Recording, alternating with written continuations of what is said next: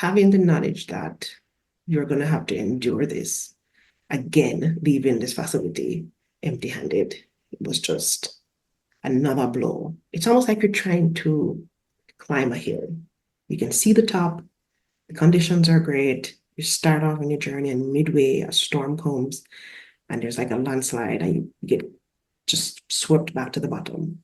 The next day, the sun comes out, everything's great again, the conditions are fine. You start on your journey, you get a little further, this time it's an avalanche. It's just there's just always something that's kicking you back down to ground zero. And that's how I felt. Like I'm clawing my way to the top, and I just kept getting hit back to ground zero. So that's what the last 3 years were until the fourth year. Welcome to another episode of the Preparing for Pregnancy After Loss podcast. We are here with a returning guest, Donette Subron. It is so good to be with you. So we first met Donette in 2020 when she shared her pregnancy journey with us, and it's 4 years later, 2024, where we'll hear more updates on what has transpired in those past 4 years. And yeah, it is such a gift to have you here. Yeah. One of the things that we just touched base on is our intentions for this podcast. And I feel really inspired by what you shared. Actually, I won't share it. I'll let you share it because I like hearing it from you. And then we'll do a quick addition to your intro. So let's start with what your desire or prayer or intention is for this episode. Right. I was sharing with you that in the past, I've listened to your podcast, and previous episodes, countless episodes actually, have been very helpful for me along my journey. And I think it would be remiss of me if I didn't add to the body of knowledge and information, and hopefully somebody else who is in my position that I was in before would be able to benefit from what I'm sharing today too, and what your other guests continue to share. So yeah, just paying it forward. I guess that's the term. Yeah, feels so sweet to know that that's the prayer that you're holding. So thank you for that. So I love asking people to share who they are. Like, who are you in this moment of your life, in this season of your life? So whatever feels true for you, would love for you to add that to your intro. I hate that question. Just because there's just, I don't know, it's always such identity is always such a multi-factored thing, and you just always feel like you're only telling a piece of the story. But yeah, I won't overthink it. Yeah, I am fundraising professional. I currently live in Canada. I was born in the Caribbean, and now I am a wife, a mom, aunt, sister, friend, etc. So many things.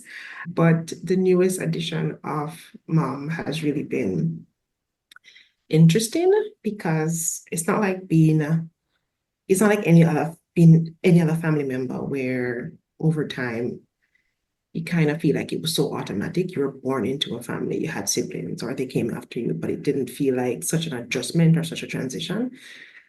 Having a child, I think it's much different. There's a lot more expectations on being a mom. Nobody expects you to be like this awesome sister, but all of a sudden, you're expected to be this awesome parent. There's a lot of expectations, both internally, because you put a lot of pressure on yourself, and externally too from society, and just how we view mothering, whether it's good or bad, there's a lot of judgment. So I'm always thinking a lot about that when I say, oh yes, I'm a mom. It's like, what does that even mean? But for me, I suppose it means that I am partially responsible for a tiny human being, and I need to advocate and represent him as best as I can until he can do so for himself.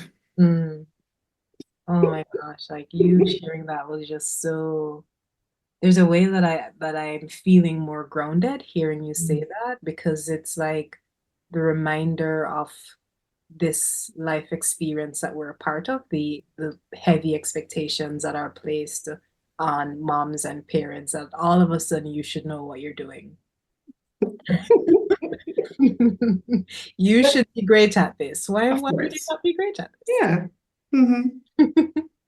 So yeah, thanks for that rooting into truth. Mm. It's a good way to start. So bring us back to 2020 Mm. happening in your world at that time. And I'll also include a link to that podcast in case there's anyone who hasn't listened to it. Mm. But yeah, give us a summary of what was happening in your world at that. Yeah, 2020 was quite a dramatic year. I had just migrated, so there were a lot of big feelings involved. And I discovered I was pregnant within my first few weeks of being in a new country during COVID. There's a lot of logistical limitations. Healthcare was not what it is today, just in terms of accessibility and being a new immigrant and all of that. So things were hard. I was in a really dark place. And that's just being pregnant and not having the kind of support system that I needed. And then to add a miscarriage to that, it was just, I don't know, I didn't have the words to really say how I felt until we did that podcast. And I kind of had the ability to articulate what I was going through. So that was very helpful and therapeutic in a way to be able to like unpack that in a safe space with a professional who not just does this as a job, but it's a life's work. So like you can tell the difference than somebody who's just trying to get information as opposed to somebody who is helping you to unpack your story so that it can be beneficial to both parties and to everybody else who's listening. So that was my situation in 2020. Mhm. And after the miscarriage, the advice that I got was, well, if you really want to have a baby, then you should try again as soon as possible, as long as your body's ready and you're mentally ready and so on. And that kind of process of healing is different for everybody, it takes time.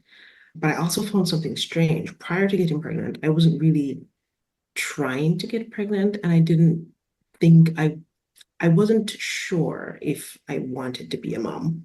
Mhm. I knew it was a possibility and we had talked about it, but it wasn't like, okay, let's get this done by this year, or there was no real plan Mhm. because it was a big year, like migrated to a whole other country.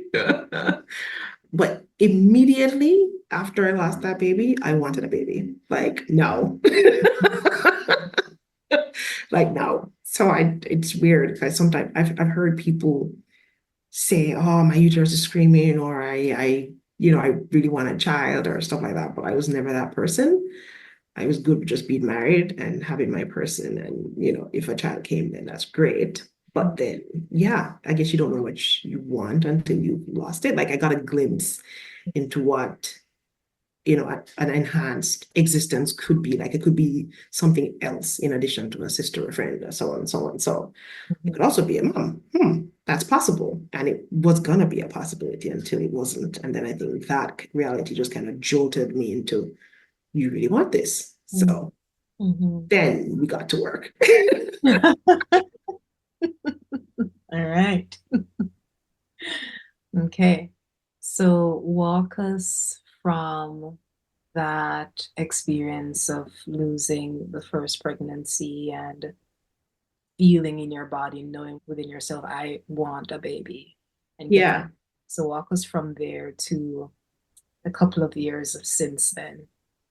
So in 2021, Mhm. I got pregnant again. And 5 weeks after that, I lost the baby. I was at work one day, finishing my shift. I went to the bathroom, had passed the sack, Mhm. and knew instantly that's what was happening. There's just kind of a familiarity. Once once you've been through it once, the circumstances might be different, but you just know, like your body tells you that this is what's happening. So that kind of daunting, familiar feeling washed over me. And but there was no space to feel big feelings because I was at work. And I just had to gather myself together, finish my shift, and go home. My husband and I processed that, and we thought, okay, well, that was, well, that happened. And maybe we need to like get some medical help or something just to make sure that it was a complete miscarriage. Went to the doctor reluctantly because I was like, okay, well, they're going to tell me what I already know. But good thing I went because when I did go, apparently I was still pregnant, but with a second baby. So there was a twin, it was a twin pregnancy, but they were in separate sacs and one sac expelled and the other one didn't. So that was another curveball. Like I didn't know what to think or how to feel because on the one hand, you're sad, you're grieving the loss. And on the other hand, you're hopeful because, okay, you're given another chance. It's like in one package, you can't really separate it. So that kind of ambivalence kind of lingered until we got some devastating news that our baby basically didn't have any brain cells. The brain cells were very low in percentage to the fluid that was in the head. And so that was an extreme early onset case of hydrocephalus, and it's irreversible. So usually if the baby develops that condition in the third trimester, they're able to do a procedure right after the birth to drain the fluid and kind of put something in place to make sure that it doesn't gather water again. But at 12 weeks, that's not a possibility. So there was a fetal demise. The baby died inside me, and I had to wait maybe a week before my body realized that I had a miscarriage. We went to the doctor and we did a ultrasound. There was no heartbeat. And they were confident that, okay, well, you're just going to pass this on your own. But it didn't happen. I experienced a miscarriage. And it was one of the strangest feelings I had, having the knowledge that you are pregnant, but this is an inevitable stillbirth. It's not going anywhere. It's not developing. Oddly enough, you don't feel any different, but mentally you're in a very bad place because the point of a pregnancy is to advance into birth, right? You're doing something, you're progressing along. It's like you're heading somewhere, but with the knowledge that you are carrying a dead baby, it's like there's only deterioration, right? And it's just a matter of the rate or how long it's going to take. And my body just would not acknowledge that this journey had ended prematurely. So even after waiting days, it didn't work. So I had to go into the hospital and get medication to actually assist with the process of expelling the embryo. And that also did not happen. Like the uterus contracted and everything, but no budging. So eventually they had to do a DNC and remove physically the cells that were there. And that for me was just, I don't know. I feel like I will go through any procedure, anything invasive, whatever it is, to ensure a safe pregnancy, right? I don't mind discomfort or any of that thing if it means that at the end, I'm walking out of that facility with a child, right? But to go through days of discomfort, this mental anguish, a surgery on top of that, and to leave empty-handed with, oh, next time, or, with no answers because nobody knew why that happened. They didn't know why my body did not recognize that there was a miscarriage happening. Nobody knew why there was early onset hydrocephalus. Nobody knew why the first pregnancy, the first twin passed so early. There were just no answers. And I remember feeling so helpless and so disappointed in the inadequacy of medical sciences, of the healthcare system. No fault of their own, but there's just so much about the body and about pregnancy and about the development of a child and how your body reacts in that stage that we still don't know. And it's just very annoying that we're able to send people to the moon, send people into space, and we still don't know why babies die in utero. It's just annoying. It's annoying. So that's how I felt during that time. And then in the third year, because let's see, 2021, 2022, now 2023, I was pregnant again. So I was pregnant like every year. If at first you don't succeed, try. So this last one, I remember everything was going well. I went to get a routine checkup and everything seemed to be fine. It's like, okay, maybe we are gonna be successful this time. The challenge was, when was your routine checkup? At what stage were you in the pregnancy?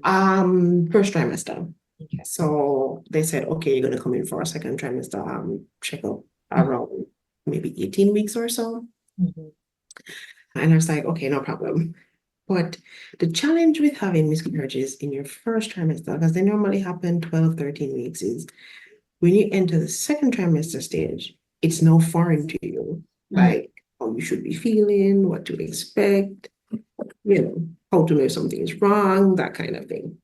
This was fresh chemical for me. I realized I kept going to the bathroom. I wanted to pee so regularly. And I'm like, well, I guess this is a symptom. I've heard about this before. Shouldn't be a problem, right? I was drinking lots of water. So when my urine was clear, I was like, okay, well, that's a good sign. Hydrated. Except something felt off. Something felt really off. And I remember thinking, I feel like I want to pee, but there, when your bladder is engaged in the peeing process. I don't know if I'm making much sense here, but you are making sense. It's like the bladder is a part of it. Right?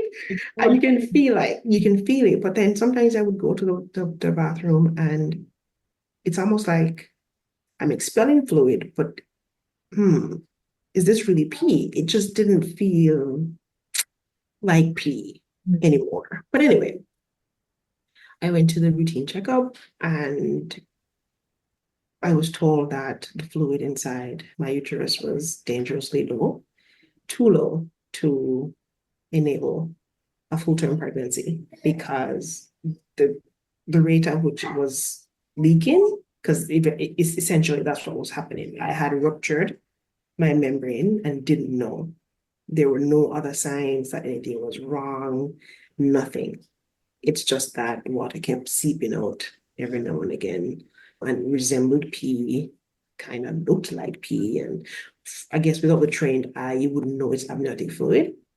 So yeah, that's what happened. And they sent me to the emergency room from the OB's office. And when they did an ultrasound there, just to see where things were, there was already a limb protruding from the vaginal cavity.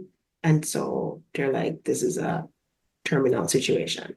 If I were over 20 weeks, they would probably try something, but at 18 weeks, it's just too early. And so I was told that I had to induce labor and deliver vaginally a dead baby because by the time the cramping and the contraction of uterus and what needed to happen for labor to start, it wouldn't be a viable situation. And, it's not like at 18 weeks, you can survive outside the womb anyway, even with the greatest intervention. There's a cutoff point.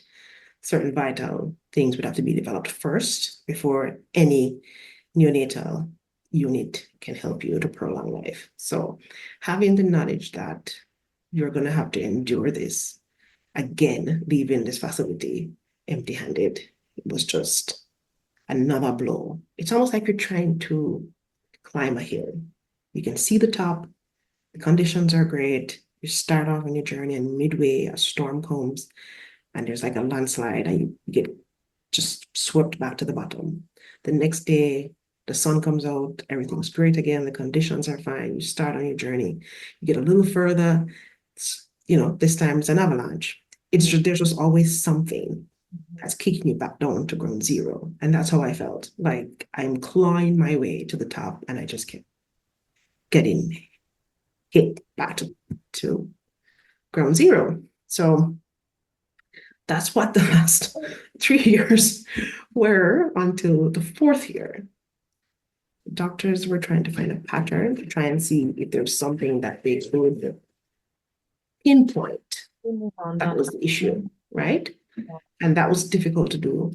Before you move on, can you share what that process of delivering the baby was like? Girl, I was given medication to start the process, and that took a long time to kick in. I was at the hospital at maybe 5 p.m. and I was there all night and nothing happened until 3 a.m. And they would come and they would check on me and see how's your pain level? Do you have any cramping? Just making sure that I'm progressing. And so progress was slow. And of course, I was very annoyed. Especially since I knew that this was fruitless. So, I mean, for all I care, you can just suction it out. I was just not in a good place. But eventually, things progressed far along enough for me to start feeling contractions. And then,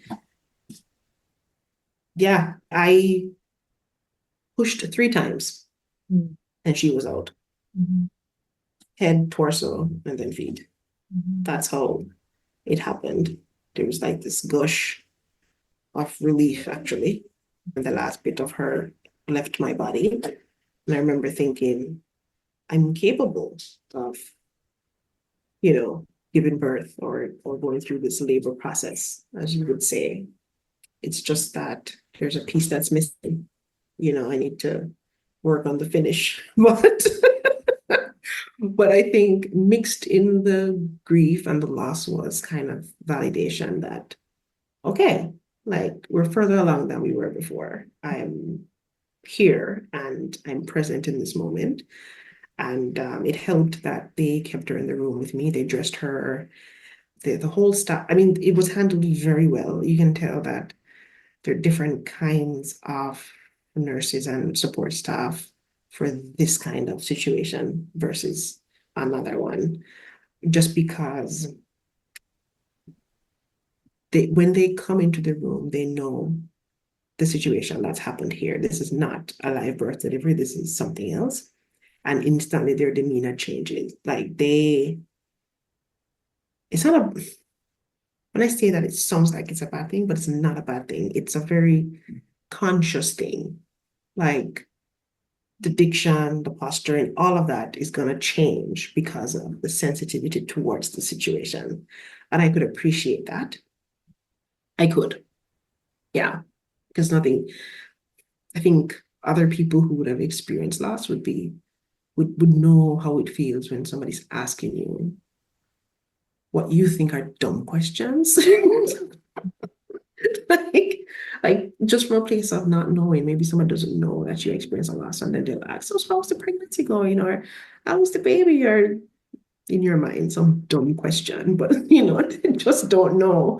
So the nurses would like use careful language. And I think it's just training to be able to deal with the situation so it's not worse for everybody involved. They're very careful about how they treated the baby and everything. They encouraged me to see her because in my previous situations, I was not interested in seeing the fetus or embryos or babies. But this time, I don't know. Maybe it's growth. Maybe I'd reached another level of, I don't know what to call it, but I was okay with seeing her, and she just looked like a really tiny baby. And I was okay with that. And I was okay with that. I didn't, before her coming, I didn't think I would be okay with that, but I was. And I thought to myself, maybe something is changing in me. because I would be avoiding to be confronted with this evidence of my failure would be how I would frame it before. But now that had changed somewhat. So I don't know what it is inside of us that tells us these negative things about our experiences, but the one experience can be interpreted in more than one ways. And I feel like you might look at it one way when you're in the experience, and then afterwards you look back and you think, that's not the only way to interpret this. So I think I thought to myself, if I had another miscarriage, I would just die. I'm sick of this. This is too much to bear. I cannot handle this. But it happened and I handled it. I survived. I didn't die, So I suppose, you just never know how you're going to handle a situation until you're in it, even if you've handled a similar situation before. So that was refreshing to know that I left that situation feeling validated. I'm capable of birthing, and it's going to be possible one day. So instead of feeling, oh my God, the third time, I'm just not going to continue putting myself through this, I felt empowered, like, okay, I can do this. Let's do this.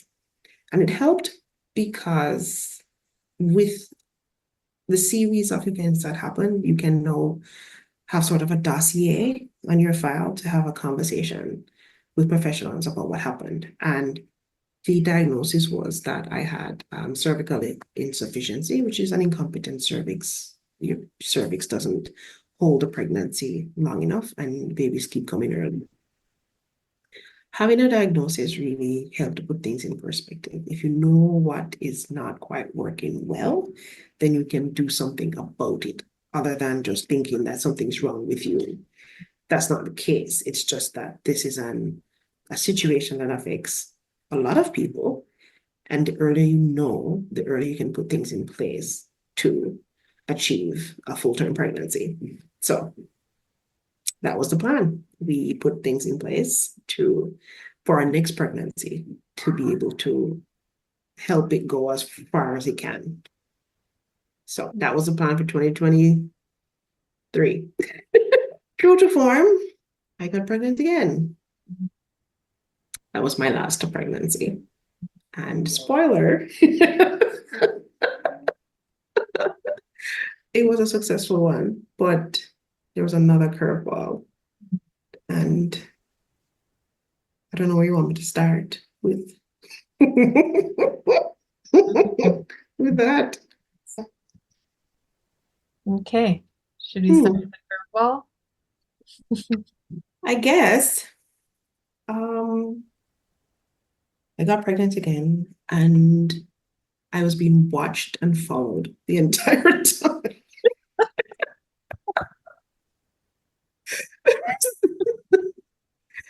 Yeah, it was a lot of attention. But we were all on a team. This was team successful birth. That was the operation. So I had weekly ultrasounds to make sure that there was no change in my cervical length. And if there was, then they would have recommendations, maybe bed rest or reduced activity or whatever the case may be. But for the entire first semester, it hadn't shifted, which is great.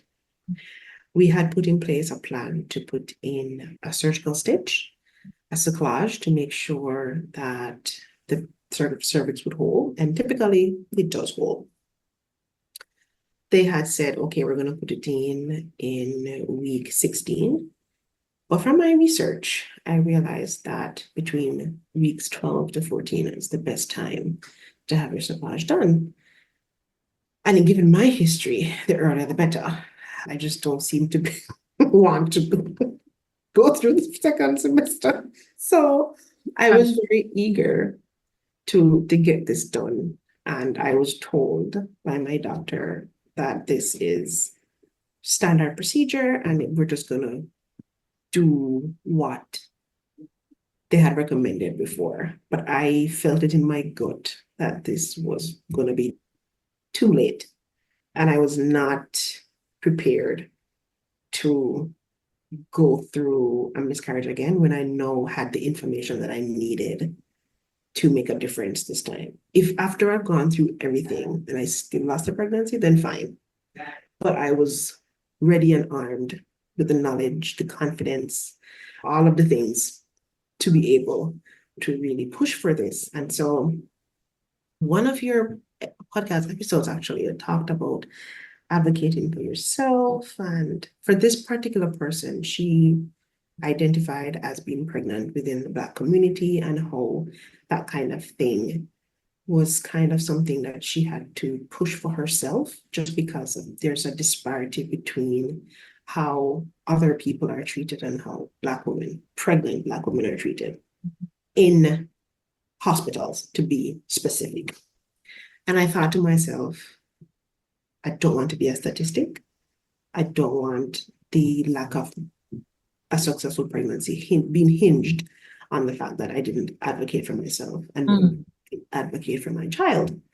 And so I did. So taking from what she experienced, perhaps I didn't have any experience with the racial aspect of it all because that wasn't my story. But I wasn't going to let the nuggets of what she had to share be lost in the general framing, right, of the information she provided. So I called the office. I talked to them. I said, listen, the research, I've read it. I'm not comfortable. I'm the patient. I am the patient, and you need to listen to me.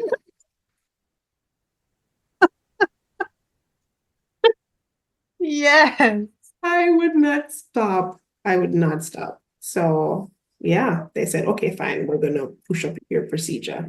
And they did. Was this one phone call or several? No, this was more than one phone calls and a very strongly worded email. Oh, wow. Yeah, girl.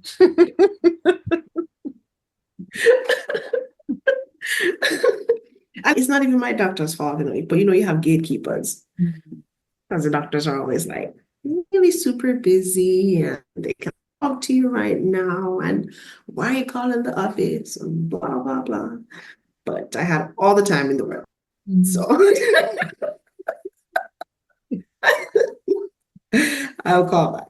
I will call. So I got my surgery, my procedure pushed up, and they did it. They put the stitch in, and things were okay for a few weeks. Still had my weekly checks to make sure that they were holding. I showed up at the hospital one day, did my ultrasound, found out they had shifted. They're not holding anymore. They had changed position, and so if we didn't do something, the cervix could still open. So I thought to myself, okay, what do we do next? I'm like in solution mode. I'm not, I didn't experience a lot of emotional reactions to the curveballs that were being thrown at me in this pregnancy. I felt like it was almost like business. Like, I don't know how to explain it. Before, in the previous ones, I think I didn't have a lot of information. I was very new to the country. I was very new to this whole pregnancy thing. I didn't know how to interpret the things my body was telling me during pregnancies. But I think over time, the more experience you have, I guess it just makes you a little bit more, I guess, confident in the process, right? So I was like, okay, so what can we do? Because I was not accepting anything less than a baby this time. I was just fed up of the loss. I was like, this is not happening again. So I'm not even entertaining the thought. I'm like, what can we do? Are we flying to Finland? Let's do that. I'm game for whatever. So, so the solution was to have me transferred to another hospital that specialized in high-risk pregnancies and could give me the kind of support that I needed. So I was transferred there. And only after I was transferred there, then I started to feel very doubtful. I'm like, where did all this confidence go? I started feeling very doubtful just because a lot started happening really fast. And I really had to have a firm conversation with myself. I had to be like, Donette, listen to me. This is not, no, we're not going to revert to the state of, oh my God, what's happening and be all in a headlight situation. No, we're going to take control of the situation. I'm stern talking to in the mirror, you know what I mean? Which I'm sure we've all had to do at some point. And it's really, your body goes through a lot, but to be absolutely fair, Natalie, for me, this is more of a mental battle than anything else. All the time, the physical pain of going through the loss and recovering and all of that, it's tough. It's hard on your body, especially if this is something that happens annually, in my case. It's tough on your body, but mentally, it's a real beast. It's really hard to be able to pick yourself up each time and really push forward. It's almost like there's a hailstorm and you're just trying your best to push through all the hits, of the hail and so on to get through to the other side, hoping that there's another side. You know what I mean? Even though you can't see the other side, you're just going off intuition and hope and faith, right? And I mentioned faith because I'm a Christian and everything that happens to me, it's rooted for me in a faith-based. I've framed it as a way to, it's either enriching my spirituality or it brings meaning to what has happened to me or any path that I'm on. And I feel like the mental battle was only made better with handing over this intimidating, this really big thing that's happening to you, just handing it over to God and just be saying, listen, I've done my part and I know you're doing your part. I just need you to give me the faith and confidence in you to be okay with that. Because I feel like, especially for us who, I don't know if it's jobs that we do or just being an older sibling or whatever path we have in life, we would like to be in control of things. I like to be in control of things. I like to plan, and I like to see that plan come to. But then this is, besides what I could do, there's a whole other aspect of it that I didn't have any control over. And that was very terrifying. Very, very terrifying. But the minute I left it up to God, I was like, listen, I'm sorry for trying to do your job. I'm overstepping and I'm sorry. I'm going to dress back now. I'm doing my part here on the natural plane and I'm just going to let you do the rest because this is a lot. So yeah. I think one thing too about the faith, for me, being a Christian with the losses that happened before, I was not bitter about them. I didn't see them as anything other than what they were, experiences it's enriching, like a future path. And I feel like because I know that he's in control of everything, and if he didn't think I could handle these situations, he would not put me in them, then it was easier for me to move on to the next and move on to the next and move on to the next, because it's not because he hates me. He's putting me in this situation. He's enriching, my character, my strength, everything.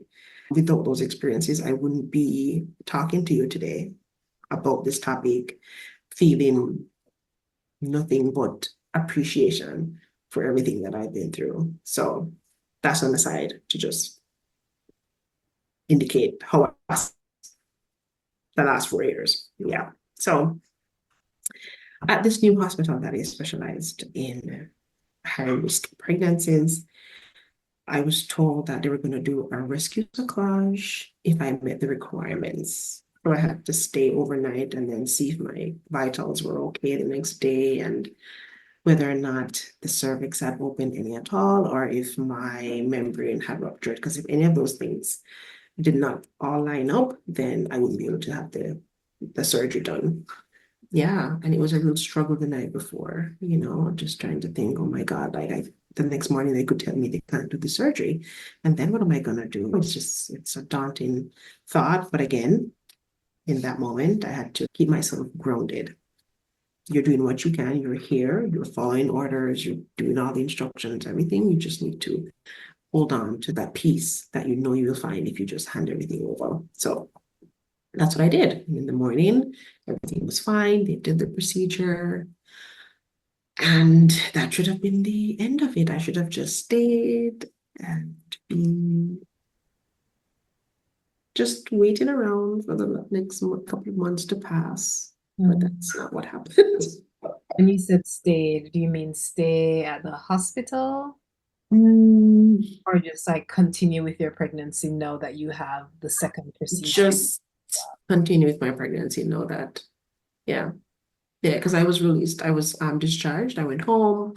Everything was supposed to be fine. And it was for a while, but then it wasn't. Yeah, went in for a routine checkup again. For me, routine is weekly. And I remember I went after Christmas, like the first week in January. And the doctor said, okay, you're not going to believe this, but the cerclage is not holding. No, you're right. I'm not going to believe that because it doesn't happen. What is going on? So, yeah. So he said I needed to stay in the hospital for as long as it took until the baby came. So that was the plan. And that's what I did. And I figured, okay, I have 3 months left. I'll just stay here. I'll just make friends with the nurses. I will continue working, which I was doing. I'll just chill. Rest is not so bad. I'll just chill, right? And I was fully prepared to do that. Had my schedule and everything. And mentally, I was ready to very minimal movement and stuff for the next foreseeable future. But no, that wasn't enough. My son decided he needed to come at 27 weeks. And I thought to myself, if I could just make it 3 more weeks to 30. In the 30s, it's a good number. It's like, that would be fantastic. But no, he had other ideas. And even no, he's very stubborn. So no, if he tells he's going to do this, that's what he's going to do. And so that was the first sign of the kind of personality he would have before I even knew it. So yeah, after 3, yeah. Wait, I feel like we need to slow all the way down. Like you just took me through a fast rewind and I need to go back. Okay. So you go in for a regular checkup in January. Yep. And the cerclage procedure, the emergency cerclage Yes. procedure was in December. Or was that also in January? No, that was maybe a month before. So it would be November. November, okay. Yes. So it kept through for another like 2-ish months. Right. Checkup, and your doctor says you won't believe this. It's still not holding, and you're like, Right. no, I don't believe that. No, I don't believe that. And I think when you and I first touched base and you shared this, you mentioned that you were like, all right, let me just go home and get some things. Oh, Like, I don't think you understand me. yes, you were right. We did. Yes. That conversation. Yes, I remember now. He had said, yes, you need to stay in the hospital. So, okay, let me contextualize it. The cerclage held, but not in the robust way as it should. There were signs that in the future it would not be in place. And his fear was that I would not be at the hospital to be able to prevent any rupture of the membrane, any leakages, I needed to be there so that he could monitor me daily. When he said you're gonna have to stay in the hospital, I thought, sure, I'll just go home because I drove there. I'll just go home, I'll pack some stuff, and I'll be ready for admitting the next day. He's like, you don't understand. I'm saying you cannot leave the hospital. And I'm like, oh, okay, so this is a hostage situation. So I had to call my husband. He had to Uber to the hospital because, yeah, I had the car. And then he's the one who brought the stuff for me that I needed to stay indefinitely in the hospital. And that's when I realized, okay, I'm staying here. And then I was saying to myself that, okay, I can do this. I can be here. It doesn't matter. I'll be fine. That didn't scare me at all. How was that for you? Is it like, oh, this is happening? Or is it like, I'm ready, I'm going into this, let's do it? Or was it both? Was it It, one and the other? yeah, it was the first one and then the other one. It was like, what? Mm. What is happening? But afterwards, it was like, okay, because my doctor was very confident. I'm not sure, maybe it's years of practicing or whatever, but I was looking at my situation. I'm thinking, oh my God, this is touch and go. Like, what's going to happen? And he's like, this is good. This is good. We're in a good place. Like, are we in the same room? What are you talking about? Mhm. He's like, this is good, because we're being proactive, right? We are being proactive about this, and we're going to be here if anything happens. So it's going to be great. It's going to be fine. Don't worry about it. It's going to be fine. And I guess I kind of fed off his energy. Mm. Like, okay, all right, fine. It's going to be okay. It's going to be okay. So then I was in the hospital for 2 weeks. For It was two supposed weeks. 2 weeks. It was supposed to be 3 months until he was born at 37 weeks. Oh my gosh. The plan was if I was on bed rest and being monitored, Mhm. then when 37 weeks came, then they would remove the supplage. And then whenever he decided to come, then it would be fine. I would go into labor, everything would be normal. But after 2 weeks, the start of the third week, Sunday would be the start of the third week. That's when my water broke. So he decided he was going to come that time. Mhm. And so in the 2 weeks, my doctor and his team would come by and we would talk. They was like, how are you feeling today? Blah, blah. They would be monitoring me every day. They would be checking his heart rate, checking my heart rate, all the things. I had a million and one tubes hooked up to me. And I didn't mind because we had a plan. We had a plan. Yeah, but that wasn't meant to be. He didn't want to be born in April. He wanted to be born in January. And so that's what happened. January 15th. He he decided to come. But the problem was he was breech. Mm. And that's risky for prematurity. They always want to go in quickly, pick them out, start resuscitation if needed, that kind of thing. So I actually had to have a C-section. So that's what happened.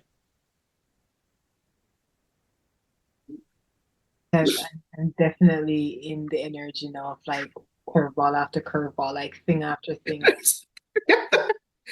I know. It's never just one thing. Once this thing happens, you deal with this thing, and then something else happens, you deal with it, and it just keeps coming. And you're like, Mhm. really? And I'm really hearing how your faith held you through that. Mm-hmm. Confidence that Absolutely.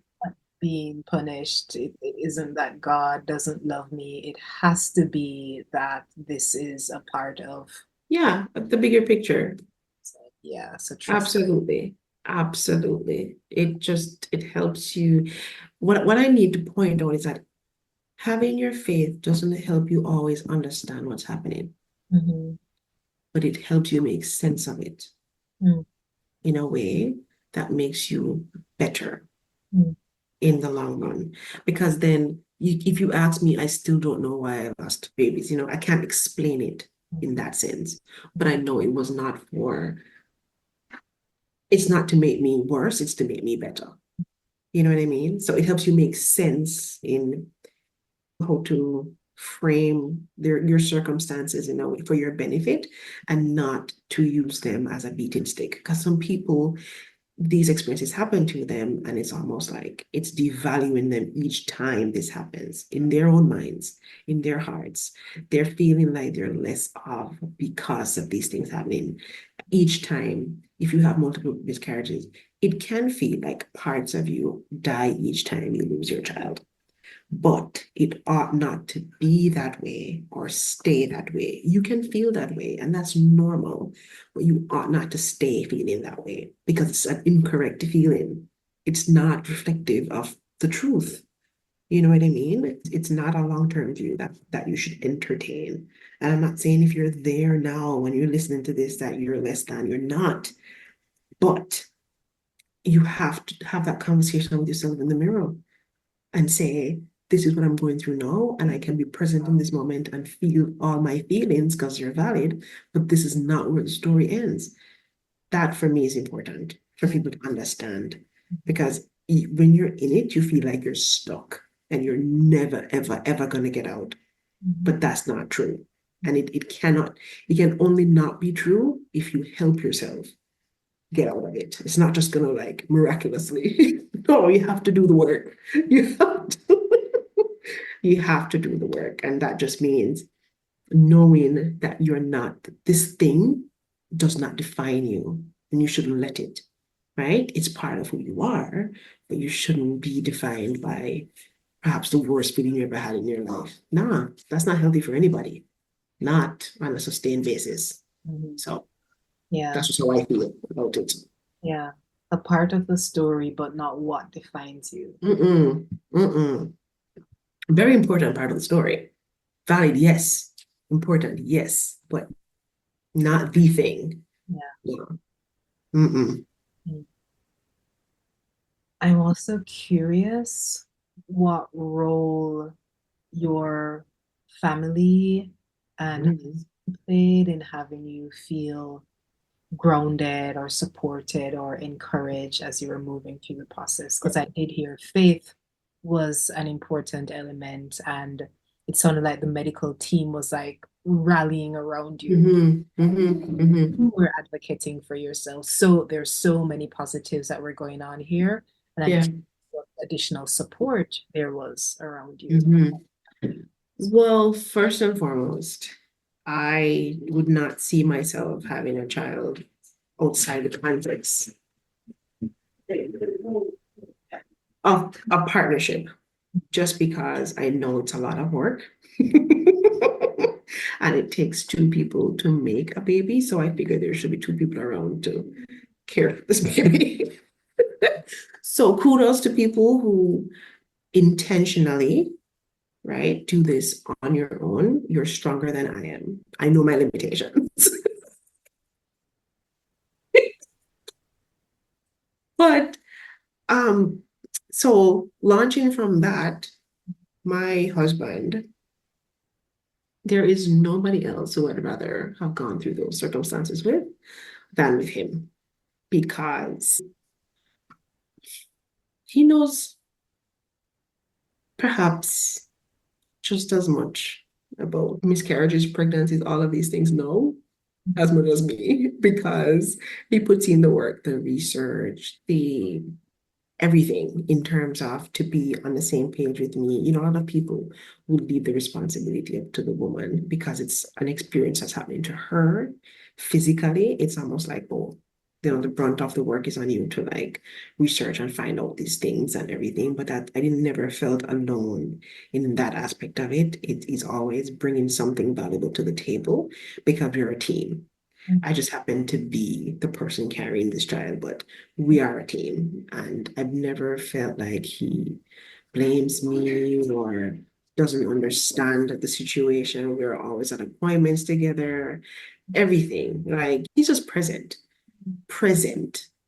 always. And that is something that is irreplaceable. For me, that's irreplaceable. So I'm very grateful to have a partner who is with me every single step of the way. And I think it helped that we had a conversation early on in our marriage about what if we didn't have children? What does that look like? And it looks like a marriage with two happy people. And if children come, then that's icing on the cake, but it's not the cake. And it helped that we're on the same page with that. So you Pause didn't with have, that. If the children come, it's icing on the cake, but it's not the cake. That like that marriage is two happy people. Can we just celebrate? Like snap, snap, snaps. I just need to celebrate that, man. yeah. So Hmm. that for me has been very important, especially since you're in a new country, new society. Half my family is not here with me.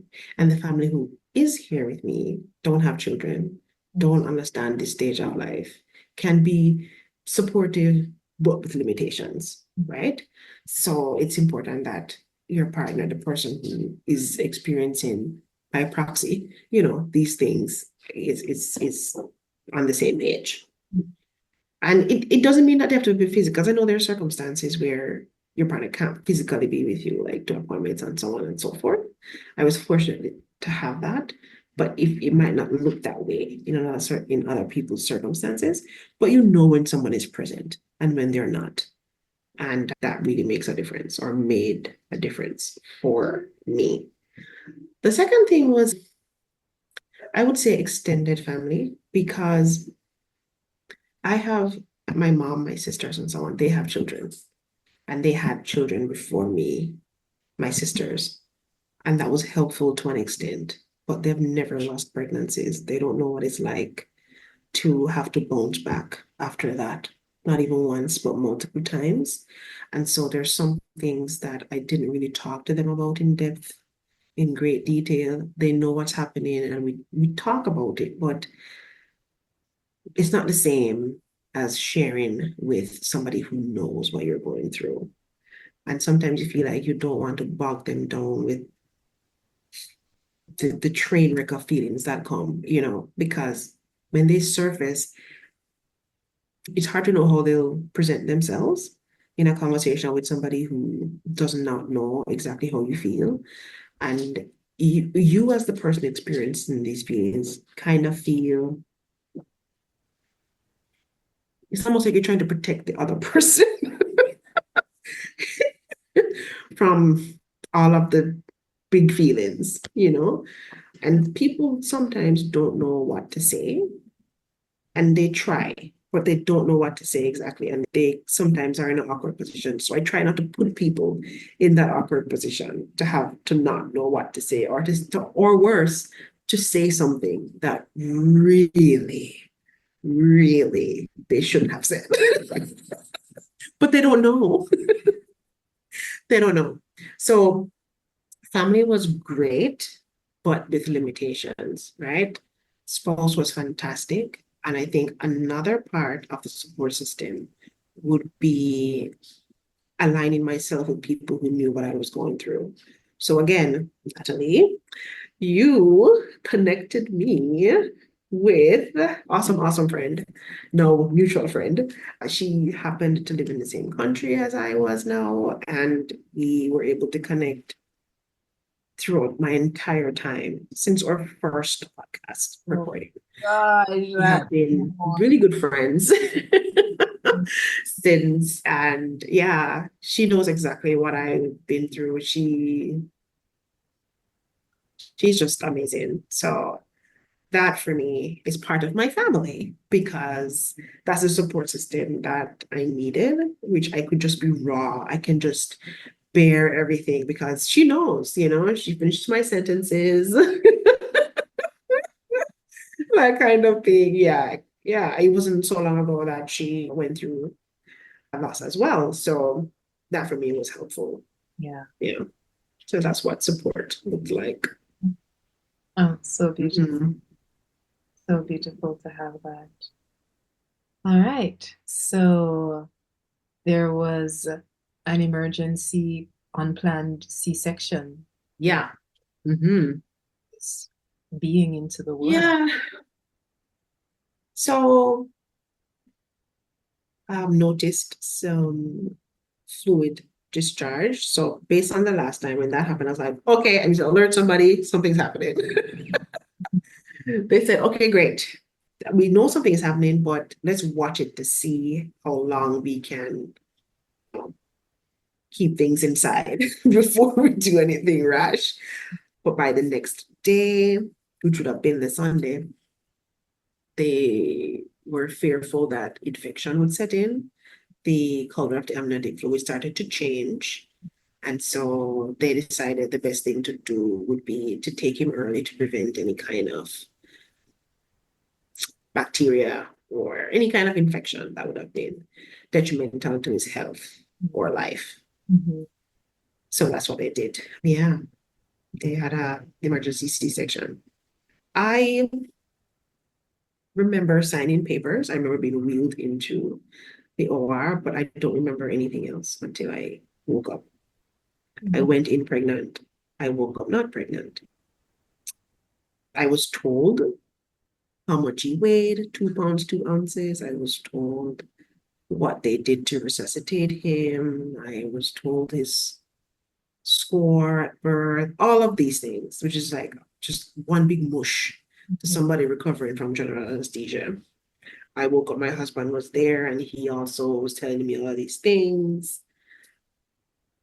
But for me, it was almost like they were telling me a story. They were telling me about somebody else, not about me, because I had no memory to support these things that they were telling me. I didn't see him, and I wasn't sure if I wanted to see him. So that was something I had to really unpack in terms of, you said you wanted a baby, the baby's here, and now you have all this reservation about, going to see him or just understanding what happened. I believe that the lack of memory really played a part with that disconnect. I wasn't able to really put two pieces together. Me being a person, me being pregnant, and then me not being pregnant, and me being a mother. It's like I don't have any evidence of this. So there was some disconnect there. Then not the next day, the Tuesday, because I was in bed all of the Sunday in the day and the Monday, trying to stand, walk, pass urine, that kind of thing, the essentials. And then as part of the exercise, I would walk to the NICU, which was on the floor, walk to the elevator, walk to the floor, blah, blah, blah. And I did, and I felt fine. Like the painkillers had kicked in. I wasn't in any pain, and it was great. I go in the room, they wheel out his isolate, and I see him, and immediately I'm in pain. Like it was like this very strange sensation. I'm in pain. I'm in pain in the C-section area, and that wasn't the case like seconds ago. And I had to leave. I excused myself from the room. Was it Then, this feeling like your womb like dropping a little bit, or was it like okay? Physically, that's what it feels like. That's the sensation. Yeah. And then the other part of it, I think I just didn't recognize this person. Yeah. I couldn't tell if he had my features or my husband's features. I couldn't tell whose child this was because he had on a mask, he had on he had on medical gear. It was just hard to tell that this was a person. Yeah. And I don't know. I guess that's not all of the things that I thought would happen when he was born. I just never foresaw that sort of situation. Right. And now to be told that this was not the beginning of another curveball. Like Oh my gosh. it was almost like, okay, when is this going to end? When is this going to wrap up and be done? Because in my mind, I thought once he's born, we'd be okay. But no, he's born. He's alive. But we're not okay yet, right? There's a whole other aspect to it that we have to now see through. He ended up spending 3 months in the hospital. And during that time, gradually things got better for me. I was given the opportunity to be with him every day, change his diaper, Mm. care for him in the way that you're allowed to. And one Mhm. of the big things we were able to do kangaroo care for him, which is when you Mm. put him against your chest, Mhm. and it's just heartbeat to heartbeat, and Mhm. there's no barrier between it, skin to skin. And Mhm. research has shown that skin to skin contact with newborns shows that they can really do better. Their vitals Mhm. improve and their overall development. And you do better. And right, and you do better. Yeah. And I think during those moments now we started to feel, okay, this is the human aspect of all of this. Yeah. And then when you put him against your chest, he would Mhm. just stay there. And you almost feel like, okay, it's part of you again. And it was a very ambivalent feeling Mhm. because you want so badly to tear all the things off of him and just Mhm. like embrace him Yeah. without all of the tubes and the this and that and whatever. Right. They're all there to help. So Mhm. it's like you have to keep them on. Mhm. But it makes the whole embracing experience so cumbersome. You Yeah. have to maneuver your way and weave through Mhm. all of this equipment, and it's Mhm. all of this for such a tiny person. Like, come on. But yeah, little milestones though. Mhm. Giving him his first bath in Mhm. hospital, Mhm. because he has to be well enough to have a bath. Even Mhm. like things like that, you're thinking, okay, this is a win for us today. Mhm. When he entered the kilo club, when he was weighing, was weighing more than 1,000 grams. That Mhm. was a win. That was a win. Mhm. Every pound that he gained, every ounce Mhm. that he gained, that was like Mhm. celebration. Yeah. I had weekly updates in this WhatsApp group that I created because it was Mhm. easier for me to disseminate information to people weekly Yeah. than having people ask me all the time, what's going on, what's going on. So I said, listen, tribe, listen, this is how we're gonna do it. So I would give updates like they know every Sunday because that would be Mhm. like a week. Like Yeah. Sunday to Sunday is one more week, 28 weeks, 29 weeks, and so on. Yeah. Right? Nice. So every Sunday they know they could look out for their updates. I Mhm. try not to be late because if Then they'd start messaging. if Sunday evening came, you'd be like people prompting, sending emojis like, whoa. So I was good about keeping my deadline, my Was self-imposed. on it. Yeah, the crew was on it. So yeah. So just little milestones, little celebrations. You find Mhm. yourself very hopeful, very eager to take him home, Mm. you fall into this routine.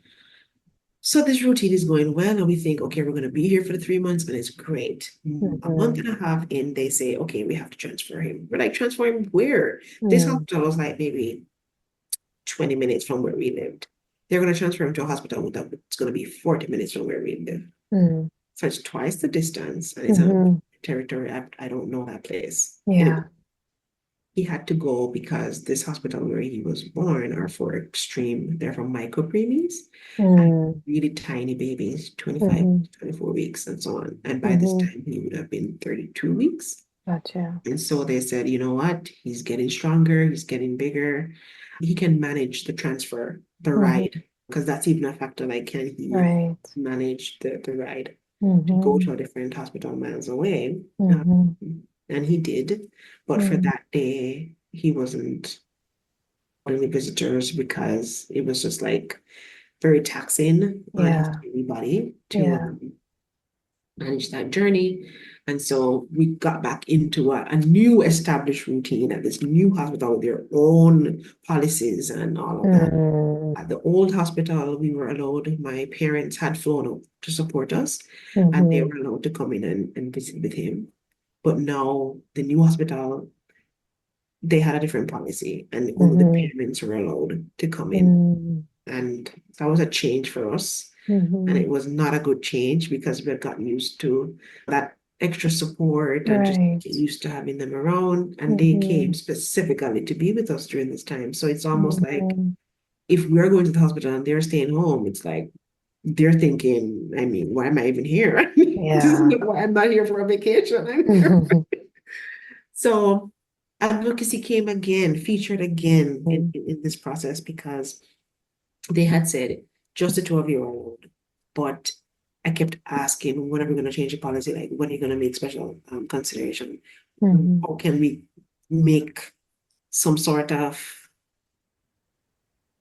change to this Mhm. policy? And I'm sure that wasn't just for me, because I know if I feel this way, other people have some other support. Might not be parents, maybe some other Right. people, like, how can they get the support they need? Right. And I kept asking, I kept bugging, I kept annoying them to the point Mhm. where they had a meeting to discuss extending the visitation to other people. They Mhm. met and they came back and they said, okay, fine, we're going to extend the visitation to other people. Mhm. So my parents got to come and visit with him Mhm. and everything. And it looked as if they weren't going to get to see him at home because they Mhm. had to go back home. They had been with us for 3 months. But Mhm. luckily, he was doing so well enough for them to release him a week prior to the time when he was supposed to originally be released. Oh So they my actually got gosh. a week at home with him. Oh my gosh. Yeah. Mm. Yeah, the doctor, she was like, yeah, I'm confident he'll be fine, and so on. Mhm.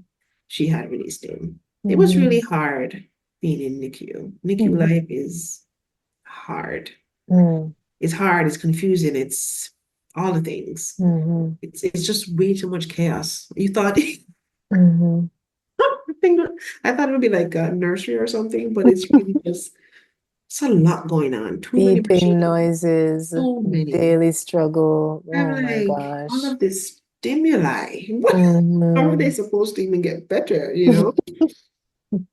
Resilient creatures they are. So yeah, NICU life is not. In the Mhm. latter part, I would go every day. I Mhm. would It was my 9 to 5. I would go, I would pump, I would meet with Mhm. doctors, I would go on rounds. I'm like there. She was giving me a coat and I would just fit right in. Which is good though, because they encourage you to be there for rounds, like when they're Yeah. debriefing about him and how his night was and everything. Mhm. So that's the routine. I would be there and then I would break for lunch. I would go to the cafeteria and then I would come Mhm. back upstairs for my afternoon shift, Mhm. pump again, leave milk and everything. Mhm. So it became just my daily routine. This is what I did. Yeah. And there were some times I thought to myself, I'm inadequate. I'm not doing enough. There's not Mhm. much that I'm doing. Even though I'm spending all day there, I Mhm. don't feel like I'm doing enough because there's nothing much I can do. Yeah. You know what I mean? Other than the little that you do, like you hold him, if you can get you change his diaper and so on. But Mhm. you can't do anything for him. When the machines go off, you have to just step aside. Do anything.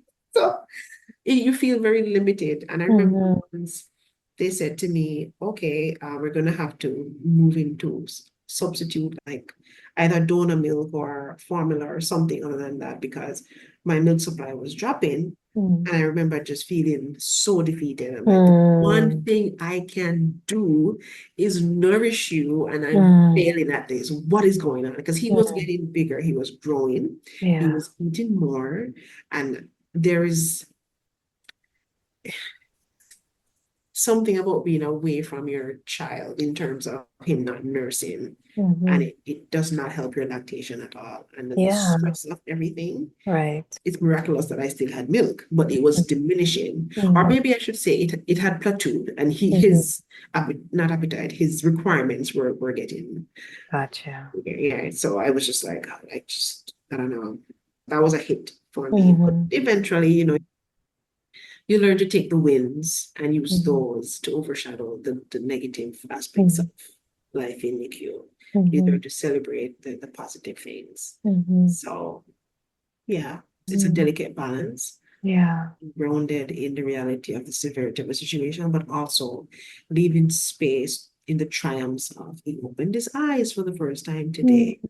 or he didn't have any episodes of Mhm. apnea, or Mhm. no fits, nothing that they would be concerned about going Mm-hmm. forward, or he gained weight, or those things. The Mm-hmm. little things, well, they're actually big things, but Right. Right. so yeah, Mm-hmm. yeah, it was tough. Yeah. 8 months is very tough. Yeah. Yeah. I know you also mentioned that there was a day that was especially tough, if you're comfortable speaking to Mm, that.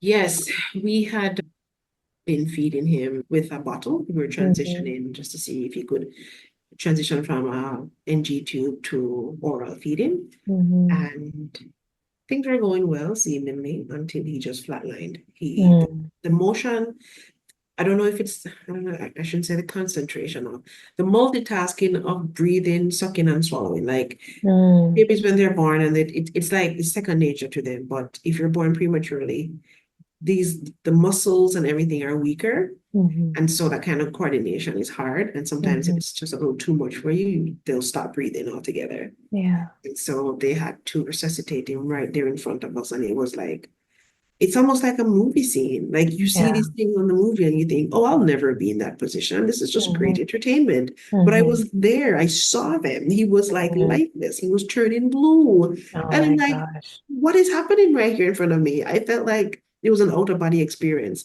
Like I was there watching in absolute horror. And Mm-hmm. another part, I was like also like astral projected outside here, looking Mm-hmm. at myself, being completely flabbergasted. Mm, And there's nothing that either of us could do. You mm, know, it was awful. It was mm, awful. I mean, you might as well have stopped my heart too. Because mm, in my mind, I'm thinking we are almost there. mm-hmm. And you're telling me that after all of this drama, Mm, he's going to die now? I mm. reject that. I Oh my reject gosh. that. Mm, Full stop. I'm not mm, even entertaining the thought. mm-hmm. So I went into mama bear mode. Mm-hmm. I called my parents. This is before they could come and visit. That's Mm-hmm. just this is before that change of policy. I called them and I said, listen, this is a situation. They're trying to resuscitate him. He's not breathing. We need to drop everything now Mm. and pray. And so we had like this on speaker phone call. Wow. They were with my brother at his house. So everybody was almost like it was very interesting because when I called, I don't know, they were like laughing or something. And then I just like threw this on Mm. the table and it was like Mm-hmm. silence. And then instantly, you know, Mm-hmm. we started to pray together and we were ushered out of by his from his bedside to another room. And you Mm. always know that's not a good sign when they're Yeah. trying to get you out of the space. But Mm-hmm. anyway, it was a good space for us to be to do our prayers. And then when we were done, and the prayer too was it's not, oh my God, God, please save him, please save him. It was like a thank you for saving, Mm. Mm. uh, futuristic gratitude, Mm-hmm. right? Mm-hmm. Affirming. After right. So they Yeah. came and they said, okay, you can go back in now. And he was back with us. But it's like we took another step back. Yeah. All the progress that we'd had like this week before, we're Mm-hmm. now back because now we can't orally feed him anymore. We have Mm. to keep the tube in for another 2 weeks. Mm. It's like, okay, back and forth. And Mm-hmm. it's yeah, it's emotionally draining. Yeah. It's emotionally draining because you just don't know what's gonna happen. It's very fickle, it's very Mm-hmm. uncertain, Mm-hmm. and it's just hard to Mm. pick yourself up every day and be Mm. hopeful that okay, this is gonna be a good day. We're gonna Mm-hmm. be fine. You know, it's tough. Mm. Oh my It's tough. gosh. Wow. Wow. Wow. Mm. Ooh, it's giving me so much appreciation, like more, reconnecting me with the awareness of how much it sometimes takes to Mm. bring these beings into the world. Mm. Absolutely. And someone can see you with your baby in a store, at the park, and they have no idea what that journey has been like. None. Absolutely. Absolutely. Absolutely. You said that so correctly. Yeah. Mhm. Mm. Mm. Ooh, but he's here. He's a NICU grad. It is. It's funny you should say that. They made a hat for him on his release day. They Mm. made a certificate and all the things. It had a tassel and everything, like a real grad. Oh my God. They had the whole 9 yards. Yeah. Mhm. And the funny thing is, we had been waiting weeks and weeks and weeks. We want to take him home. We want to take him home. And then when they said, Mhm. okay, fine, you can take him home next week, we're like panicked. We're like, what? They're like, yeah. And then all of a sudden you start thinking you've gotten so reliant on the machines, on the nurses, and the support. You're like, what am I going to do with him alone? Mhm. Oh no, that was a whole other nerve-wracking situation. Just trying to Mhm. not mess up. Like, God, what am I going to Mhm. do? He's so fragile. He's still so tiny. Because now by the time he's supposed to be released to us, he was maybe 6 pounds or so. Mhm. Mhm. He's just now a newborn. You know what Like I a mean? newborn, right? Like a newborn. But Mhm. I was comforted by and encouraged by the fact that we had that whole orientation, I would call it training, Mhm. in terms of how to take care of him, Mm. hospital so often, Yeah. interacting with him so frequently, getting Mhm. to know him before going home. And I thought to myself, wow, I don't know how people survive who just had a baby today and took them home tomorrow. Because then what do you know? You know nothing. Everything is trial and error. Mhm. I had the time to read and to really learn from the doctors and Mhm. be in their faces and know everything. Mhm. Yeah, it was hard in the early days because he was discharged with a whole plan, Mhm. discharge plan, medications he was on. He had to be Mhm. on iron, he had to be on digestive Mhm. um, medication to Mhm. help his digestive tract and his Mhm. stomach and everything, because those are the things that lag behind when you're born prematurely. Because, Mhm. the last thing is for you to be able to digest food. Mhm. We need your heart and we need your brain and we need other things Mhm. early on in the pregnancy. And then Mhm. later on are the things that you need when you come outside. Mhm. Yeah, he was on quite a few medication, even something like vitamin D, which is Mhm. very interesting to me. Myself, I had to be on vitamin D too because, I mean, I'm from a tropical country, so I didn't really have to think about what pregnancy was like within a vitamin D deprived environment half of the year. Mhm. There's no sun, there's no real natural way of Mhm. absorbing this. And so you rely on medication to really get the amounts that you need. Mhm. And that was the same thing for him. Just as a rule, the first year they're on iron and they're on vitamin D. Mhm. He was sent home with suppositories just in case Mhm. he wasn't able to poop naturally. Mhm. Um, just a bunch of things. Yeah. Always. Yeah. Ah, that's a trooper. Yeah. Mm. But eventually it gets better. So 1 month he's off that medication. The next month he's off that one. It just keeps going and going until eventually. And then, Mhm. you learn the routine. And now you can eyeball the measurement, Mhm. you know, Mhm. certain things and so on. Mhm. Yeah. What was it like that first night? Like your parents were still there for a week, so I Yes, imagine yes. that that was a layer of support for you, but being at home with him and not having him in the hospital, what was it like that first night or the first few nights? Nobody slept. We were like Mm. zombies.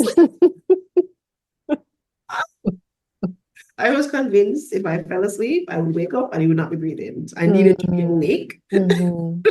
I was now the monitor, the oxygen monitor. Mhm. Um, yeah, but that's not sustainable. If you're not rested and alert and Yeah. all the things, you cannot care for him. So we slept in turns, Mm. try to give everybody some shut eye. And Mhm. then by the first week, I think we're starting to get more confident, our Yeah. abilities and realizing that this tiny person is going to eat and sleep all day. You just need Mhm. to keep him cool, keep him dry, Mhm. give him his medication on time. Mhm. Just not overthink Mm. this whole thing because you will stress yourself. out, Mhm. but it was just a wave of different emotions. You're Mhm. happy and then you're worried and then you're slightly concerned and then you're happy again. And then it's just Mhm. all the things, Mhm. but eventually, I Yeah. think first week was a turning point. Mm. Like, you're like, okay, yes, we can do this. Mhm. Mm. Oh Wow. man. Mm. So no, you are. No, he already celebrated his first birthday. Yes, in January this year. Mhm. January coming will be two. Will be two. Wow. I know. I know. It feels like a different life. Honestly, I'm telling you this. I'm recalling all of this is happening, but it Mhm. feels like it was like maybe 10 years ago. It Mhm. feels like it feels so far removed from the Mhm. reality now. Nothing about him indicates his origins. Nothing about him Mhm. at all can be traced back to the first 3 months of his life. Wow. Absolutely nothing. Wow. I can't even, nothing. All the things that they say, okay, you need to watch for this, you need to watch for that, because, he's born 3 months prematurely, blah, blah, blah. Not a thing. Nothing. Mm. He's Mhm. not sick. He's not nothing. He eats everything in sight. Mhm. Mhm.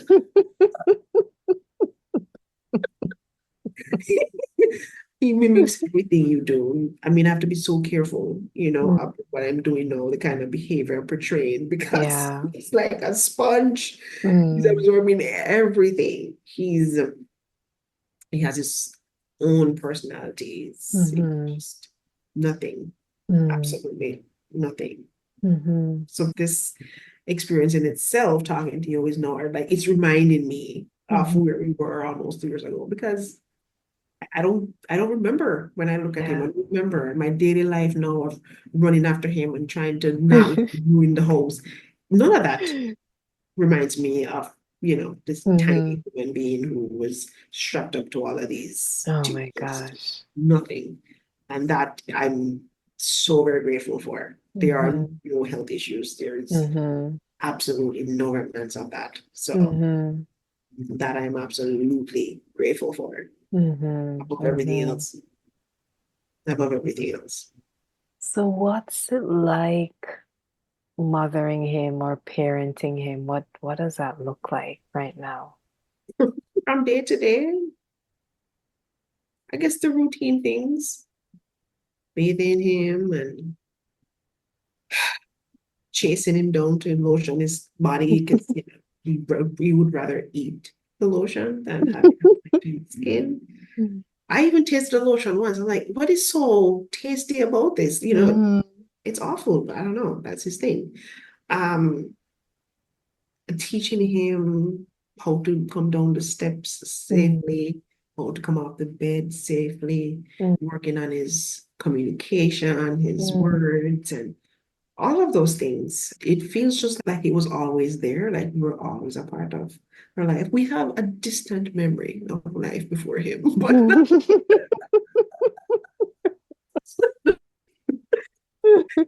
no, it just feels like, it feels so natural. It just falls into place. Those Mm. are the daily operational things. I Oh my try in gosh. my approach to mothering, I try. It's very tempting to worry all the time, but I really try to Mhm. not take myself so seriously Mhm. or parenting so seriously. No, as long as Mhm. he's clean and he's fed and he's safe and Mhm. he's happy. I mean, I'm not gonna try and like shadow him and not let him explore and do.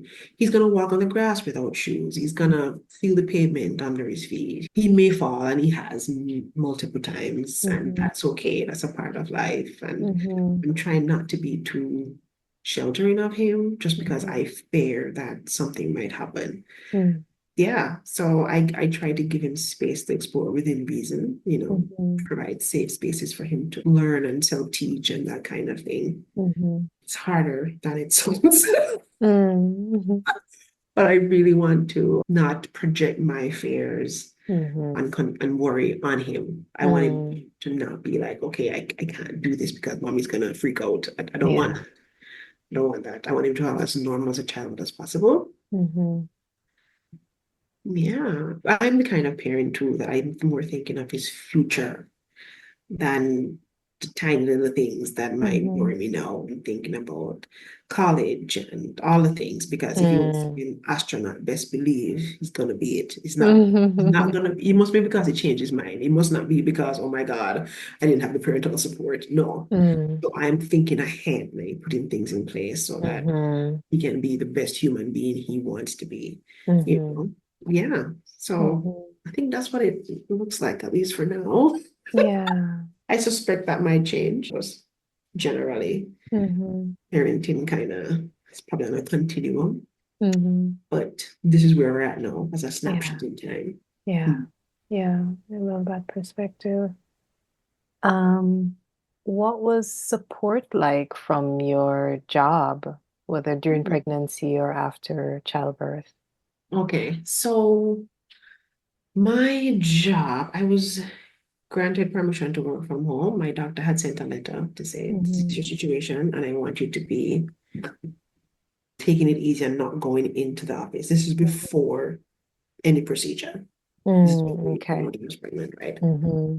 And they were okay with that. My manager had recently come back from maternity leave, Mm. and she was very supportive of whatever Yeah. I did. The good thing about the job was it's something that can be done remotely. So that wasn't an issue. Mm-hmm. Yeah, I was on contract at that job. So after the year ended, I would not be going back to that role. Mm-hmm. There was always somebody coming back. I was filling in for somebody. So I Okay. needed to get another job after the fact. But not having Gotcha. to worry about a job was very helpful for me. Mm. In this country, we have paid maternity leave Mm-hmm. for up to 18 months, but you can do it for a year. Like, oh my gosh. And I shouldn't be saying, oh my gosh, it's because I'm comparing it to the mess that is in this country, the US of A. I Lord. was very, very, very surprised about Hmm. that fact in US. Very surprised. Hmm. Very surprised. I Like, just feel like that's one of the things that should be a no-brainer. yeah, Yeah. the care of the humans who are being born in the country. Yep, Mhm. that's like basic. Mhm. That's Hmm. what I think too, but Yeah. I guess not. So yeah, that was very helpful. I spent 15 months at home with him. Hmm. Mhm. Yeah. So Oh my that gosh, what was, a gift. What a I gift. know. And I was like, that's the last thing I wanted to worry about. Like, oh my God, security. No.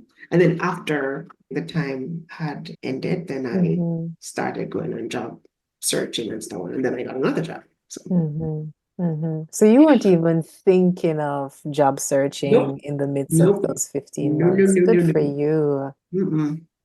And it No. really makes me think of like the state of your emotional and mental and even physical health, knowing that I am covered in being able to care Mm-hmm. for my baby. I do Mm-hmm. not have to Mm-hmm. stress right now. It makes all the difference. Oh All the my difference. gosh. Because I feel like it really affects your decision making. You Mm-hmm. have to be like right brain, left brain. I need to be present in this moment, but I really need to think about, Mm-hmm. next. It's not nice to Mm. not be able to be Right. present mentally Mm-hmm. that way because Mm-hmm. you're stretched thinking about your existence. Right. So that was a real blessing. I really Mm-hmm. appreciated that. Mm-hmm. Hmm. Wow, beautiful. I Hmm. know one of the things that you had brought up as well was around the NICU age and having to make the adjustment for the Yeah, yeah. that. Do you want to share So more? Mm-hmm. chronological age and corrected age, he would Mm-hmm. have been 1 in January, but technically 9 months because you subtract Mm. months from that. And it can be very confusing for other people. So like once it took us a while, but we got the hang of it. Mm-hmm. But then there's this annoying question that people ask you, oh my God, that's so cute. Oh, see, you're like, oh God, here we go again. So you tell them his birth age, or do you tell them which age do you tell That's them? the thing. It fluctuated. Mhm. It fluctuated, but I always try to manage expectations. So if they were asking because he's cute and chubby and whatever, Mhm. then fine, chronological age. But if they were Mhm. asking because, hmm, he's crawling, maybe he should have been walking by now, then, Ah, you're just trying to manage expectation. yeah, Or you yeah. might explain, Mhm. he is this age, but he will do things that At age. that age. Right, Gotcha. just Gotcha. so it took some explaining most times. And I got a Mhm. question a lot. Mhm. Oh my gosh. Got a question a lot. But it's easier now because he's like caught up, Mhm. he's running, he's doing all the things like he should be Mm. doing at his chronological age. So the Mhm. corrected age is not a thing anymore. It's just Mhm. for medical purposes. Like you Right. use it until January when he's too fully to Mhm. like, for eye checkup, ears, that kind of thing. Mhm. Mhm. But Gotcha. not for like everyday use anymore. It doesn't, yeah. Mhm. Yeah. But it also messes you up when you're trying to buy clothes for him though. Because you're like, okay, this is for a 2-year-old, but I know he's kind of big. All right, so but then it's a warm clothes and then we're in Mhm. summer. It's like, Mhm. how much will he be weighing by winter? Mhm. It's such a pain. Mhm. It gets a little confusing because then you're trying to always stay ahead of his growth Mhm. to buy Mhm. clothes that will actually last. Yeah. But then it was a summer clothes and now we're in winter and it's gonna be Mhm. tight by next summer. And it's like, Mhm. Mhm. I don't know. Mhm. I'm still not the seasonal thing, it's just not. Mhm. I still Mhm. struggle Mhm. with that. So yeah. Yeah. Let's see. So we're about to close or getting Hmm. ready to close, and I'm curious if there is any advice that you'd like to offer parents who might be going through this whole NICU Mhm. situation right now, just gave birth to a preemie and they are scared out of their mind, like what just happened? Yeah. I think the first thing I think I would tell this person or myself back, like I'm Mhm. picturing myself on day one. Mhm. I was in denial for a while, like Mhm. this cannot be happening. We've been through so much. Why is this happening? Kind of a thing. Mhm. And I would have to tell myself, first of all, it is happening. Mhm. Accept it. We cannot move past day one if you don't accept this happening. Mhm. It's not the end of the world. It looks bleak. It looks very bleak. It's not what you wanted. Nobody wants this, Mhm. right? It's amazing life-saving technology. And most of the time it works, but nobody wants to be in the NICU or have a baby in the NICU. It's just not your end goal. Mhm. But we're here. Yeah. We're here. So we can't go back in time. We have to push through. It's just it's it's an inevitable process towards to the other end. Mhm. And don't try to take it in chunks in terms of we have 2 months in hospital, or what am I going to do at the end of 2 months? Just try to take it one day at a time. That's Mhm. all you should be processing Mhm. one day at a time. Mhm. Because it's really a lot. It's really a lot. It's new Mhm. territory, it's unfamiliar territory, well, it's cruel to yourself to want to Mhm. digest all of this more than one day at a time. Mhm. So I think you need to be kind to yourself in this process, Mhm. show Mhm. grace to yourself in this process Yeah. by slowing down. You might be racing 1,000,001 miles, and that's fair and that's fine, especially if you're a fixer and a doer, and you realize there's no fixing and there's no doing Mhm. in this situation. Mhm. But just know that the little that you can do, the being there, the showing up, the face pressed against, you know, the Mm-hmm. incubator, the isolate, whatever you're there to do, it makes a difference. It Mm-hmm. helps. And if that's what you can do, or if that's what you're allowed to do, because each facility is different, Mm-hmm. then you do it. You do it, you go home, you sleep, and you come back the next day, you do it again. Mm-hmm. And you keep doing it until you can take him home or her home, take Mm-hmm. baby home. Mm-hmm. Otherwise, I don't know. Otherwise, it's just not, if you're not kind to yourself, you won't be enough of a parent for them to come home to. You Mm-hmm. won't have anything left in the tank. Mm-hmm. You know, the doctors Yeah. have their role to do, let them do their job. You have your role to do your role. And just be kind to yourself. Yeah. Be kind to yourself. I know there are a Mm-hmm. lot of expectations about what being a mom is supposed to be, and there's Mm-hmm. not much mothering in the traditional sense with a NICU baby. There's not much you can do, Mm-hmm. but just know that what you are doing in that season is enough. Mm-hmm. It's enough. Yeah. There'll be a time when you can do more, but it's enough for now. Yeah. Yeah. It's enough, Yeah. Yeah. honestly. It's Yeah. yeah, Thanks for sharing that.